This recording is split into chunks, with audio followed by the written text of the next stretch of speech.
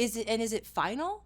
Like once you've had LASIK, I mean, I know the technology has changed and I'm sure it will continue to evolve. Right. But is this like a every 10-year upkeep or maintenance kind of thing? No, it's not actually. Oh. So that corneal tissue that's removed in the sculpting process cannot grow back. And that's really the whole basis for us even doing the procedure to start with. You know, if it grew back, then we wouldn't be able to do it because it wouldn't have any lasting effect. Our overall enhancement rate, which is how many people need an enhancement after the first procedure, is 4%. That's it. So you have a 4% likelihood at some point over the course of your lifetime of needing additional correction. Welcome to Care Experts, a podcast dedicated to providing the inside scoop on health and self-care. Make sure you join us each week for candid conversations with wellness and medical specialists. Yes, real experts here to help you make the best choices for you and your loved ones.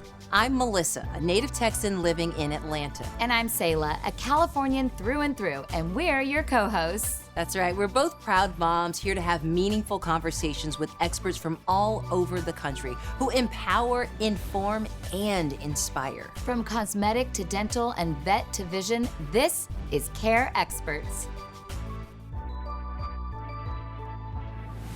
Selah, what's up? It's so good to see you. It's so good to see you. I know why you're doing that. I know. It's because we're talking about our eyes today, and we're talking about LASIK I mean, today. it's a good joke. I mean, it is very good. You're very punny. Oh, well, thank you. And you can joke about it because you have experienced it, so it's not scary to you at all, right? And I think some people are like, LASIK, oh, what are they're doing something with my eyeballs. No. Well, It's hands down the best thing I have ever chosen to do. Really? Besides have children, yes. why? Because I can see. My eyes are perfect. Like, I literally can see That's perfectly so, still. And it's been 15 years. Yeah, exactly. It's been a I mean, very long imagine how time. much technology has changed in those last 15 years. Because I was told, as a person who does not have perfect vision, I wear daily disposable contact lenses, that I was not a good candidate for LASIK. But that was at least 15 years ago. Right. That Well, an optometrist told me that. I'm sure so much has changed. And that's what For we're going sure. to find out today. Yeah, we're going to talk about LASIK with a LASIK expert, right? Exactly. That's Dr. Dean Ellis, MD, who is board certified by the American Board of Ophthalmology. Yes, he received his medical degree in ophthalmology from the University of North Carolina and is a diplomat of the National Board of Medical Examiners and a fellow of the American Academy of Ophthalmology. And here is the thing that I think really sticks out about Dr. Ellis. He, since 1998, has performed more than 104,000, it's very specific. Incredible. LASIK procedures, Yeah. which makes him one of the most experienced LASIK surgeons in the Midwest. I know, and So he's the person we should be knowledgeable. talking to about Exactly. this. Like, he's the medical expert. He's for literally the LASIK. expert Yeah, he for really is. LASIK. And the thing about it is, I want to just take away that stigma from LASIK of like, oh my gosh, it's my eyeballs. Oh, I don't know. you know? Yes, do you want to And- take away that astigmatism? I got it again. Very funny today. Thank you. I really like But that. truthfully, Yeah. you were told you weren't allowed to have LASIK because Because I have astigmatism, right? Exactly. That's what they said, and So I'm and I'm curious. nearsighted, right? But my eyes keep changing, right? That's the other thing. Like, once you get Right. older, right? Well, that's so why many my questions. husband had to get it twice for that reason. And you can do that. Yes. I mean, I guess so. If He he did, did it, yeah. right? So let's find out why though, because I never knew why he had to get it twice. Right, and I want to know from Dr. Ellis, like, how invasive is LASIK, and is it like what you see on TV? Is it like, oh my gosh, it's blurry, and now I can see No, and it how is. quick? I can Like, tell you it there's is. So, because it that's- happened to me. I well, literally walked out with perfect That's vision. incredible. Incredible. Wow. So let's find out all about it and share Let's with do you that. guys. Yeah, let's bring in Dr. Dean Ellis. Yeah. Hello, Dr. Ellis. Dr. Dean Whoa. Ellis in the heezy. Yes. I'm saying it like that because I already feel like we're like cool. Yeah, You know? Yeah. You're cool.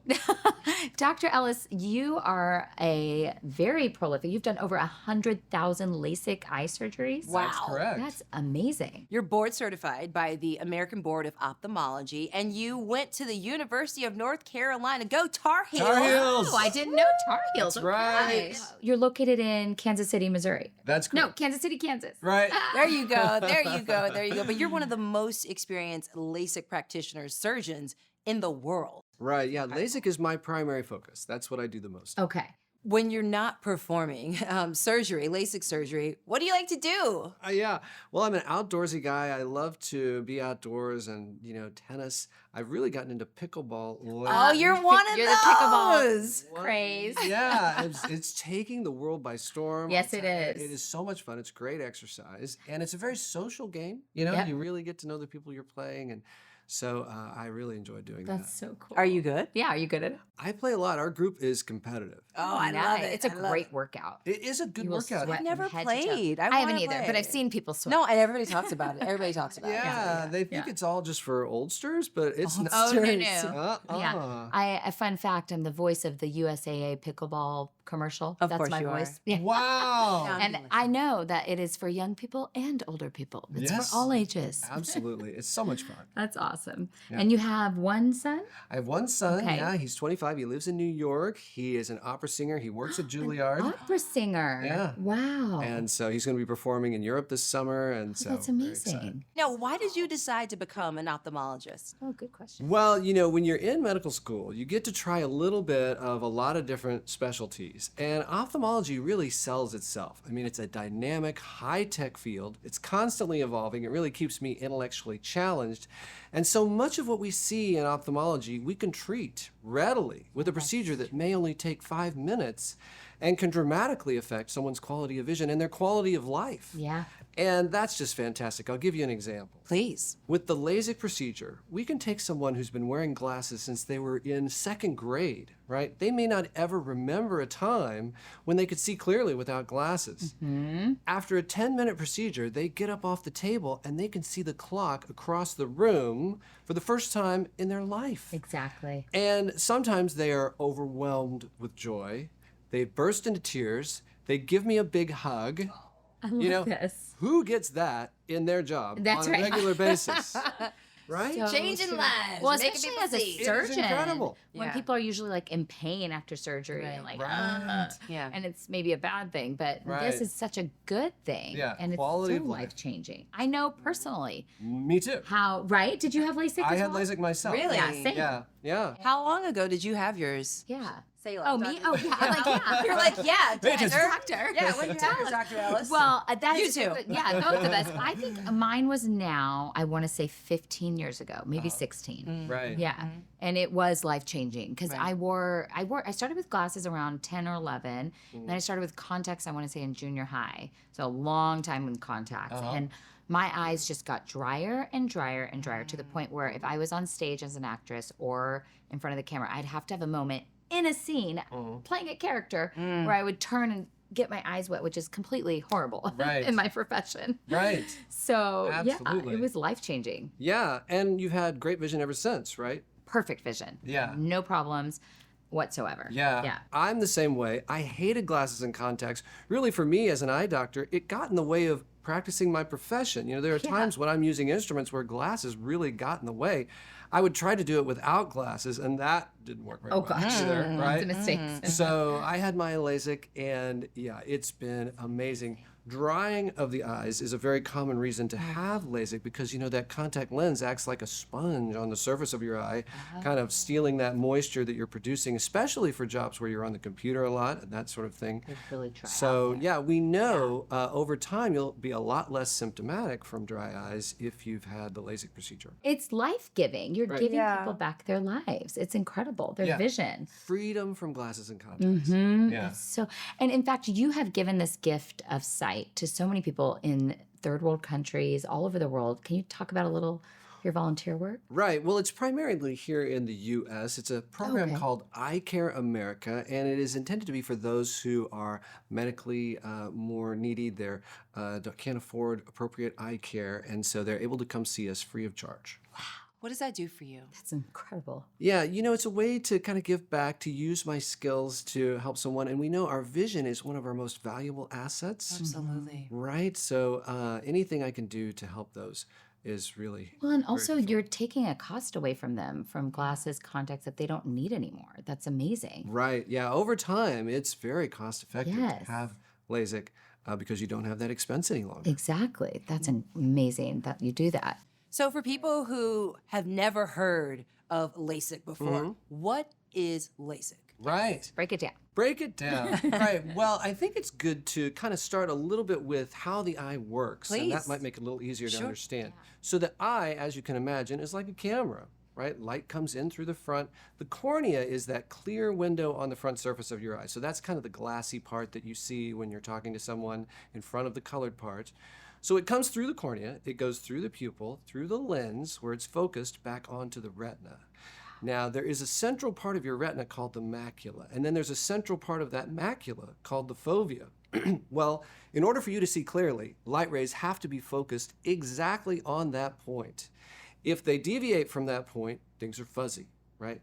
So with nearsightedness, nearsighted, some people get confused on this, but that Yeah, they means... I switch actually it. know it. I actually Yeah. know it. Right. No, explain it. Explain Yeah, it. it means you see better up close than you do at a distance. And there are varying degrees of nearsightedness. I mean, some people who are very nearsighted, it's like, this is clear and that's fuzzy. Wow. That's Right. where I've gotten to. Okay. We'll Right. talk about that later. Yeah. So with nearsightedness, what's happening inside the eye is those light rays, instead of focusing on the fovea, that important part, they focus in front of it. And so the eye may be a little too long, or the cornea may be a little too steep for that eye. And so the underlying principle of LASIK is actually very simple. All we're doing is just using a very low intensity light to sculpt the cornea, to reshape it so that those light rays go back onto the fovea where you can see your best. Oh, wow. Now, farsightedness is just the opposite. So farsightedness, the cornea is too flat, or the eye is a little shorter than it should be. So in that case, we use that same laser to make the cornea steeper and focus those light rays where they should be. Now, astigmatism, it's interesting. A lot of people think, well, I can't have LASIK because I have astigmatism. That's from way back when we first started doing LASIK. Oh. What? Okay, That's what wait a I've always minute. been told, Dr. Ellis, Right. because I have astigmatism. Right. I've worn contact lenses for as long as I can remember, contact lenses or glasses since I'm like 12, I think, and I'm way over 12 now. But I was told a long time ago, I can't tell you exactly when, that I wasn't a good candidate for LASIK, so Right. I just figured I'm going to be in contacts and glasses for the rest of my life, and was like, oh, Right. all right. Well, that's right. Well, in the early days of laser vision correction, we couldn't correct astigmatism, but the technology has come a long way since then. And actually now we know LASIK is the single best way to correct astigmatism. How? Why? And why did it change? Yeah. Well, Great question. Yeah, great okay, I'm question, curious. Selah. Let me Oh, tell we're you. like all you. into it. Well, first of all, let's talk about what astigmatism really means, because really it means that the front surface of the eye, instead of being round like a basketball, is more like the side of a football. So it has, so it has one axis that is steeper, and then the opposite axis is flatter. So it's a bit irregular in shape. Okay. Well, with that same laser, we can flatten the steep axis and steepen the flat axis so that we create a round spherical shape to the eye so that all of those light rays focus onto one point on the fovea so that you can see properly. Oh, that makes You are so good at sense. painting a picture. Yeah, Like, I yeah, am absolutely. visualizing this, and I hope our audience as well. It's really breaking it down to like, Mm-hmm. oh, okay, football, Uh-huh. basketball. Right. I get that. Okay, continue, So Dr. Melissa can Ellis. get LASIK now, actually. She can get LASIK, and He wants to do a full exam though, Oh, okay, great. which I That's think right. is. I mean, that's the medical way. We should do it Yeah. that way. yeah, and really with contact lenses, it's kind of more of an off the rack type of correction. So we know what your prescription is, but then we have to choose within certain powers of astigmatic correction and try to kind of get it as close as possible to what you really need. But with LASIK, we don't have to do that. It's bespoke. It is specific to your exact prescription. It's amazing. That's. Yeah. You're blowing my mind right now, and I don't know why it didn't occur to me to ask again. I just accepted because- as fact that exactly. when someone told me, not just someone, but a doctor Right. told me that I wasn't eligible for that or not a good candidate, that was now and forever, Right, not right, just right. for now But or it's back then. amazing how Right. much changes. Yeah. Yeah, the no one can really technology. tell you a candidate until they've done the whole workup. Sure. Right. Then it's just, it's not really a opinion based on anything, no real science. Right. So the other interesting thing is that now with the current technology, we take an image of your iris, right? So your iris is like a fingerprint, right? It's unique to you. It can be used for really? security purposes, right? Oh, Oh, that's right, right. yeah. Digital ID at the Digital- airport. yeah. Digital ID. Or your Face ID, right? Is that the Oh same? yeah, Okay. maybe kind of. Maybe. Yeah, so we use that image of your iris to we match that when we're doing the correction. the laser and the computer that drives that laser will match those images so that it makes sure that your correction is precisely on the exact degree of your astigmatism, right? That can't be done with either glasses or contacts. And in fact, contacts, they tend to dry out, they rotate a little bit. Yes. They may not be exactly the right correction. So it's not uncommon for us to get vision that's better than what you would see with your contacts. Mine was better. I can't remember what it was now, but it was like whatever 2020 was, and then mine was, 21. I don't know. Right. What does the consultation process look like for someone who is interested in LASIK Right. and you determining as the doctor if that's the best course of You action for them? assess everything. Right. Well, it's interesting. Since the pandemic, it has really accelerated the use of telemedicine. So nowadays, we can get started even before you come into our center. What? Yeah, we can talk to you about, if you know your prescription, kind of what your visual needs are, tell you a little bit more about what to expect, the cost involved, financing, CareCredit, whatever you might need. Then when you come into the center, it's a very thorough process because we want to make sure you are an excellent candidate, right? Safety is our primary concern with LASIK. And so about 15% of all patients are not candidates for one reason or another. So there's a criteria that we go through. The first one is your age, right? So you have to be at least 18 years of age. There's no upper age limit. Some people think, well, I'm too old for LASIK, but I've actually treated patients in their 80s before. Really? And there's no such thing as too young because There is too young. At least. But I know you said 18, but yeah. Okay, so my husband had to get his redone because they said he got it too young before his eye had finished developing. He was like 24 when he first got it. Right. Is that true? Well, we feel like that by the mid-20s, the changes that are occurring within the eye are stable. Okay. But we do look, that is another one of the criteria that we look for, is has the vision been changing significantly over the past year or two? So if you see a trend, right, if you can see that the prescription is increasing 1 year over the next, that's not a good time to get the procedure. Okay. Okay. But the good news is, if that does happen, then just like in the case of your husband, it can be touched up over time. So even though we feel like the eyes may be stable, if they do change a little bit over time, they can be touched up. And that can happen at any time. I will tell you, I've had patients that I've treated 25 years ago that come back and need a little touch up. And So it's we just can do that. A if they're touch up candidate. because he had to do the whole surgery all over again. Yeah. It's okay. It's a 5-minute procedure. It's still right. Okay, tell us about that. Yeah, okay. Did you finish explaining what it was like, though, the consultation and like the... Yes. Because I know we're jumping in. Scratching the surface. Okay, let's go my back. bad. Go back. So, then there is a range of prescriptions that we can treat that's been approved by the FDA for the specific laser that we're using. And so if you look at your glasses prescription, or if you look at the number on your box of contact lenses, it will tell you if you're nearsighted or farsighted. That's the first number.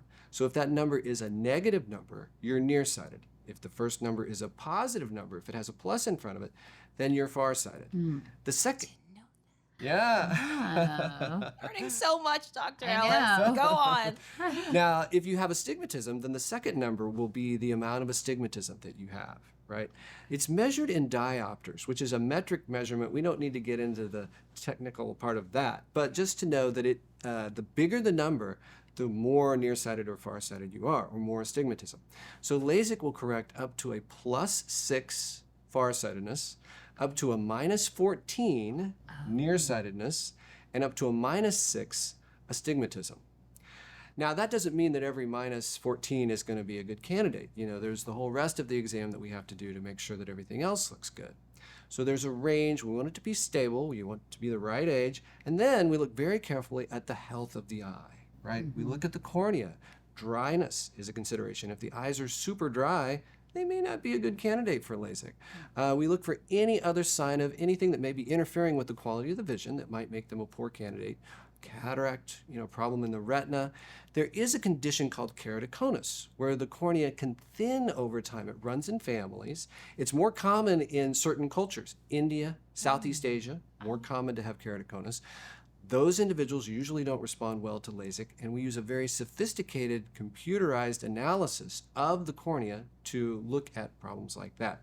So we can measure the front surface of the cornea, the back surface of the cornea. We look at the corneal thickness throughout the entirety of the cornea, just to look for any kind of irregularity, anything that would say there's some instability there that might not respond well to the procedure. Then we look at your overall health. right? Because there are certain medical conditions that might make you a poor candidate for the procedure. For example, if you have advanced diabetes, there can be changes in the back part of your eye. Certain types of arthritis are a consideration. They don't necessarily mean you're not a candidate, but we would want to know about that and make sure your exam looked good.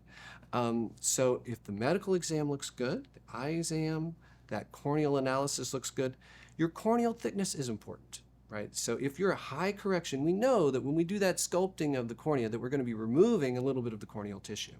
So we don't want to make the cornea too thin, because at that point it could start to lose its structural integrity and it could start to lose its shape. That's a condition known as corneal ectasia.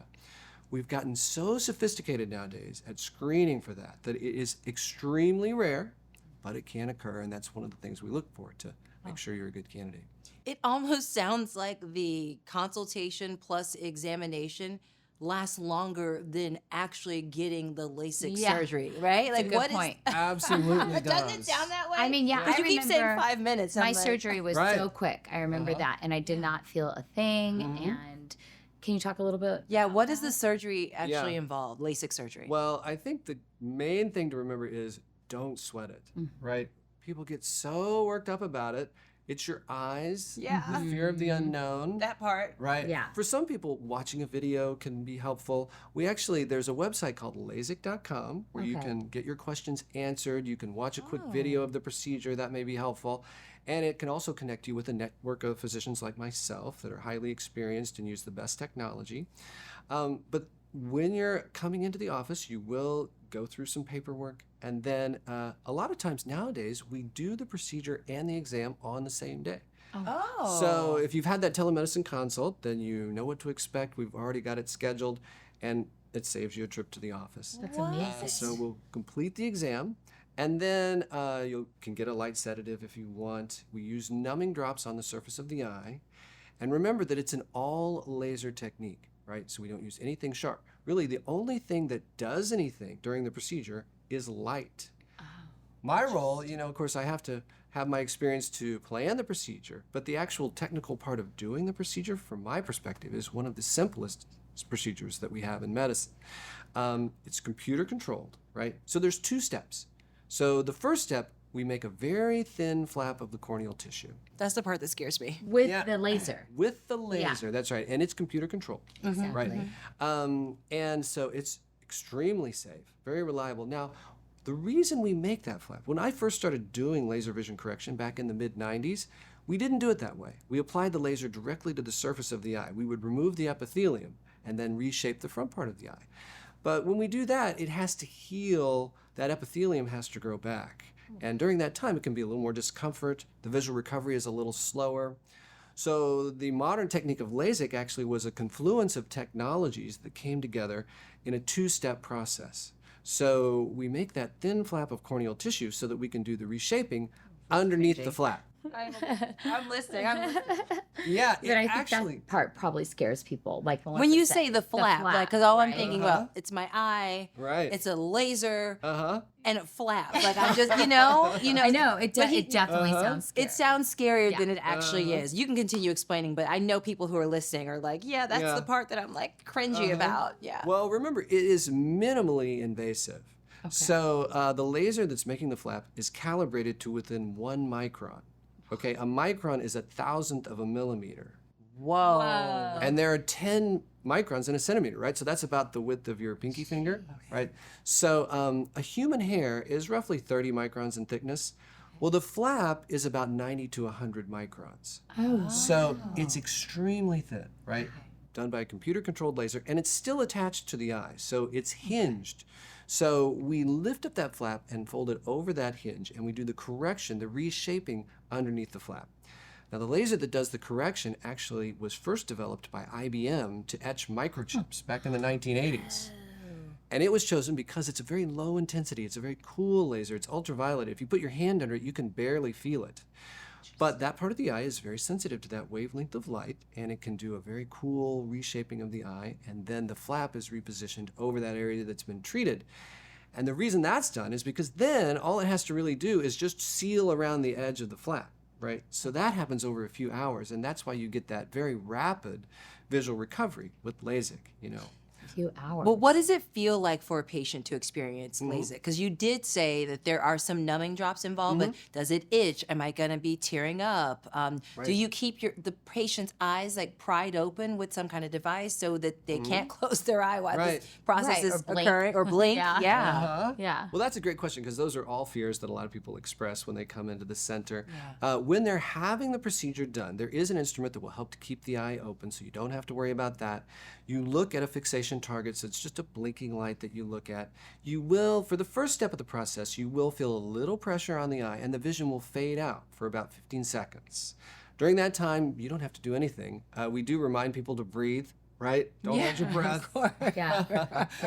Yeah. After that, it's going to be blurry. Then you'll go to the second step where we'll lift the flap and do the correction. And you don't feel anything there, but you might smell a little smell from the actual gas of the laser that's doing the correction, just to let you know. The smoke. I'm just, Well, If you're a nervous type person that tends to overthink, we do have a sedative available in the office. as soon as you said sedative, like, sign me up. I'll take that. Just to make it so that I'm not as anxious while the process is happening, because obviously Absolutely. I've already decided I'm doing this.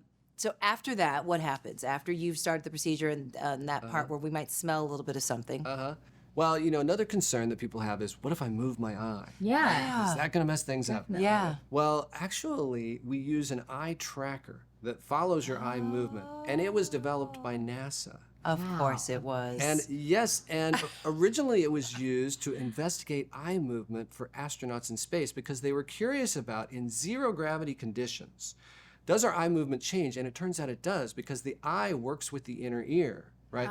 So you may not, we don't realize it, but when we turn our head or we move, the inner ear is helping to control the eye so that you don't get, you know, disoriented or out of balance. That makes sense. Well, in zero gravity, the inner ear doesn't function the same way. And so it does interfere with eye movement. And they were concerned about that. Interesting. For astronauts, well, that same technology was incorporated into the eye tracker that is involved with the laser that's doing the correction. So if you're looking at the fixation target and your eye moves a little bit, the tracker will follow your eye movement. Wow, thanks, NASA. So, Yeah. That's amazing. Space age technology. Yeah. Now, after the procedure, at first it's going to be a little foggy. Okay. Right? Because there is some healing that has to take place. But you'll still notice pretty quickly, you probably did when you had your surgery. Yes, Right? that I saw immediately. Right. It was amazing. And no pain at all. I was going to ask that. So you're saying it might be a little foggy, but then it'll clear up. How long is that recovery process? Well, the initial clearing is going to take about 6 hours, right? Just hours?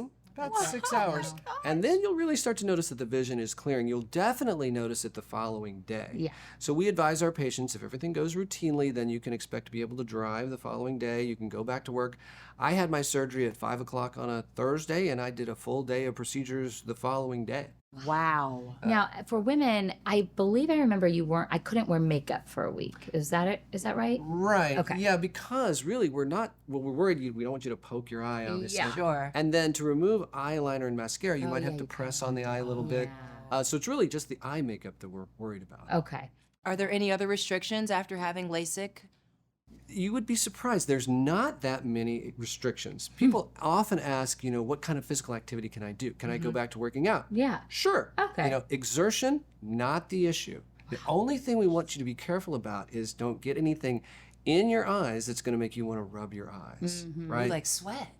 Right. So maybe a sweatband, you know, something like that. Okay. Towel off. in Towel between. off. Yeah, you don't want to splash water in your eyes just for the first few days after the procedure. Oh, that's good to know. You will come in for an exam within the first few days after the surgery. They'll look at your eyes. At that point, 90% of the healing has taken place.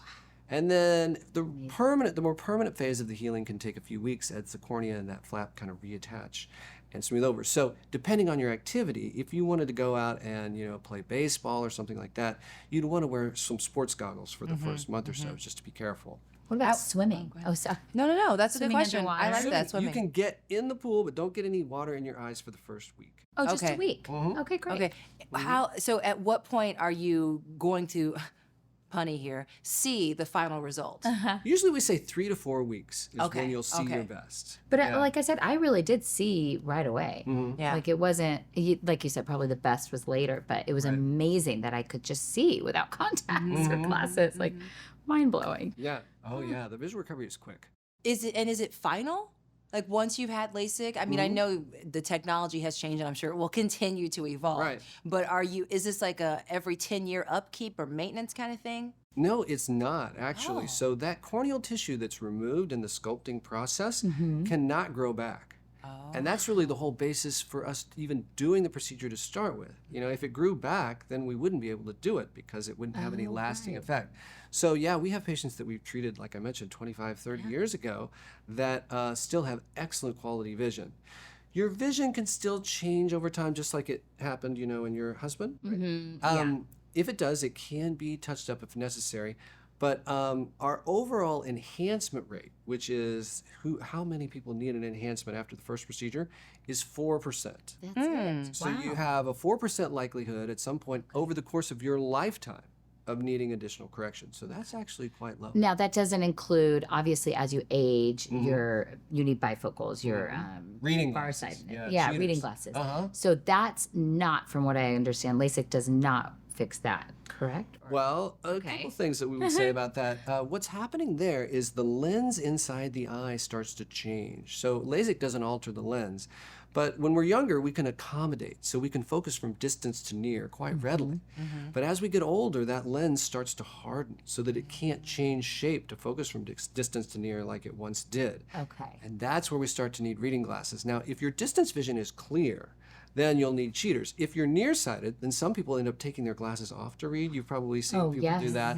Yeah. Yeah, so that is something. If you've had LASIK in your 20s and you get into your 40s, you're going to need some cheaters, just like you would have anyway. Right, at 100% of the population, right? Or something like that. Exactly. Now, I myself, when I had my LASIK procedure, I had a technique known as monovision, where you have your dominant eye done for distance vision and your non-dominant eye done for up-close vision. Oh, wow. We all naturally prefer our dominant eye to see for distance, so it works quite well. We adapt to it readily. It's something that's been done with contacts That's for amazing. decades. You're blowing my that's mind right now. I mean, I Yeah. know we had like a dominant hand, dominant foot or whatever, but I had no idea there was a dominant eye. Yeah, Yeah. this is mine. I'm just Well, kidding, I'm I sure. don't know. Yeah, I'm so silly. yeah, yeah. Probably in this one, though. It has nothing to do with handedness. It's, Oh, it it's, doesn't? It's more 50-50. Yeah. But Diagnosing myself. yeah, but I had monovision, and really, it's been awesome for me. So I'm 57, and Okay. I can still see up close. And Right. will you ever need to do touch-up? a touch-up and bifocals at all? Or Yeah, over time, the effect of monovision will start to diminish because we progressively need more and more magnification to see up close. I see. But we always have the benefit of being able to see better than if we had not had monovision.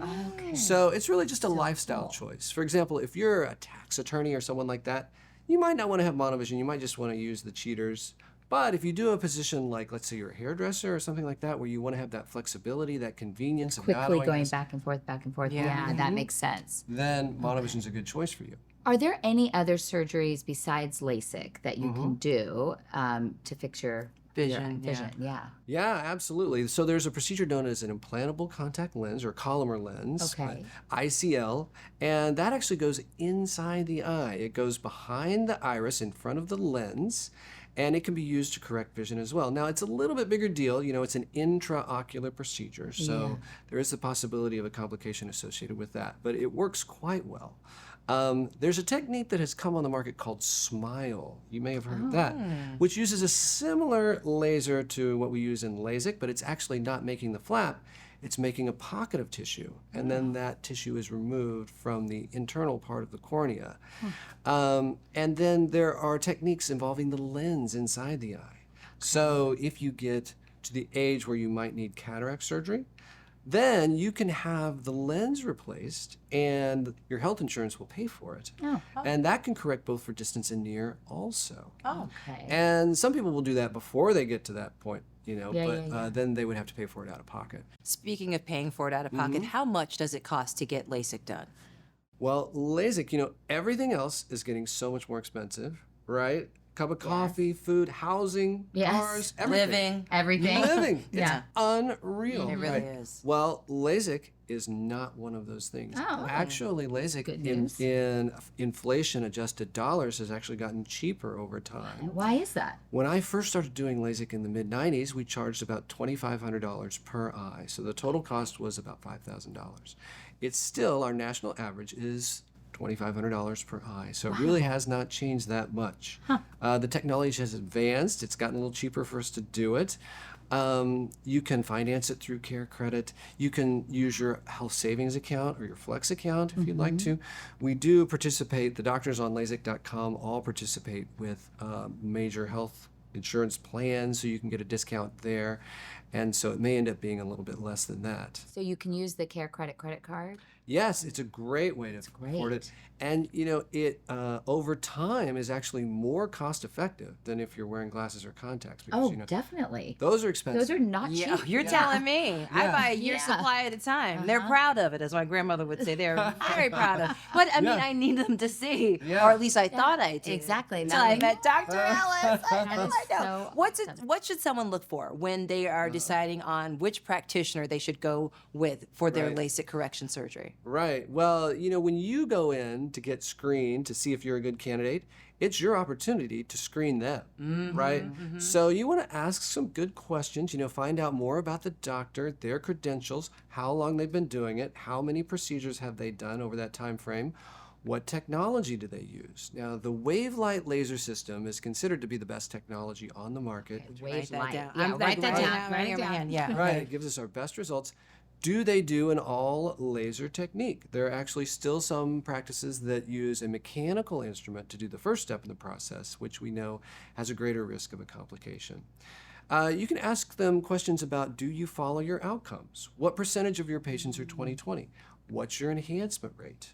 And if I need an enhancement, is that going to be covered with my initial procedure fee? Oh, great. Yeah, so all the doctors on LASIK.com, we stand behind our work. So if you need an enhancement at any point during your lifetime, it's covered under that initial fee. Oh, that's good to Oh, know. I wish my husband would have known this. Right. Pretty sure he paid twice. Right. Well, that's right. Not all practices do it that way, or they may have a time frame. They may say within the first year or something like that. So that's something to ask about. When you're talking with the team in the office, ask them how long they've been there. Right? Because if everyone's new, that starts to kind of be a little bit of a red flag. Yeah, also. definitely. Yeah. And then, you know, use your resources. Talk to your friends and family. That's our single biggest resource of referrals. Referrals, yeah. Co-workers. You're going to know several people that have had it done. Where did they go? What was their experience like? Okay. And so that can give you some more information. Okay, it's time for one of our favorite segments, Ask Dr. the Ellis. expert. the expert. Yeah, so these questions Yes. are from our audience. Okay, Okay, great. They come in anonymously. You go ahead. Go All ahead. I see right. you're ready Okay, to go. fantastic. Our Let's hear it. first question is, are there any ways you recommend protecting my vision after getting LASIK to protect my investment? Right. Great question. Well, the good news is you don't actually have to get super worried about that. There's very little that you can do to interfere with the results of the procedure. Great. But it's really more or less what we talked about initially after the surgery. There are some eye drops that you'll be using at first, an antibiotic just to make sure you don't get an infection. Your eyes are going to be more dry initially after the procedure for the first few weeks, maybe even the first month or two. So especially if you're on the computer a lot, you're staring at a screen, you don't blink very often, take some breaks, you know, stay hydrated, use those tears once in a while, that sort of thing. We also mentioned, you know, the sports goggles if you're doing particular activities where you do need to protect your eyes. yeah.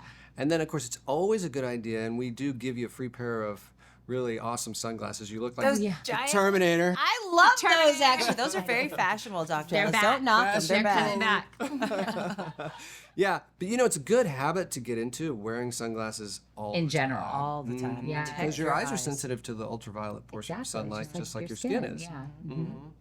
But beyond that, you don't have to be super careful. You know, that's the great thing about it. That's so awesome. Okay, this person says, my son is in 8th grade. Should he wait to get LASIK at a specific age? Yeah, so that's kind of what we mentioned. You know, you have to be at least 18 years of age. Okay. And then you want to make sure that the prescription has not changed from one year to the next significantly. Right. Now, the prescription can change a little bit just because of the subjective nature of that test. You know, if you went to the eye doctor 1 week to the next, it might change a little bit because you might respond a little differently to the, you know, which is better, 1-2, 1-2 test. But we don't want to see a significant change, which is considered to be a diopter over the course of a year. And kind of like we talked about, if there's a trend, if their eyes are changing every year, then they would want to wait until. You know, I'm just going to do this just because I want to do it for fun. You ever have people come in and you're doing that? I don't know what the test is called, of course you will. And you have a certain voice that you use. Is it 1 or 2? Is it 2 or 3? Because I feel like my doctor's voice always changes when they do that. Do you do that, Dr. Ellis? We absolutely do that. That's so. You Is take it extra 1? special vocal classes for that. You do. Dr. Ellis, you're so awesome. Thank Thank you. you. Thanks for being here. Thanks for having me. Yeah, of Really great course. meeting you two. It's so great to have you and to answer these questions and feel so much better about the idea of not having to be stuck in contact lenses and glasses Exactly. for the rest of my life. Yes. Right. If you wear glasses or contacts, or if you think you might need them, you really owe it to yourself to at least be evaluated for LASIK, because usually the evaluation is free, and just find out what your options are. And I hope you choose it, because for me personally, it has been one of the single best things I've ever done for myself. Life-changing. Life-changing. It is amazing really in is. ways that you could never expect. I remember I was on a helicopter ride over a volcano in Hawaii right after my surgery, and I was looking at this amazing view, and I thought to myself, this is incredible. This is life. This is living. This is life. I can't even freedom. imagine. It's Yeah. freedom. My Right? life before. Lava. I forgot Lava about is freedom. Yeah. Love is. Will you come back? Will you come back again and join us? I Because would you're love just to so come back. awesome to Yeah. have. Yeah. Great at answering all of our questions. Happy to. Thanks for having me. Thanks, Dr. Ellis. Thank you so much for joining us and being part of our growing community. Stay tuned for new Care Expert episodes every Wednesday. And don't forget to subscribe on your favorite podcast app and YouTube.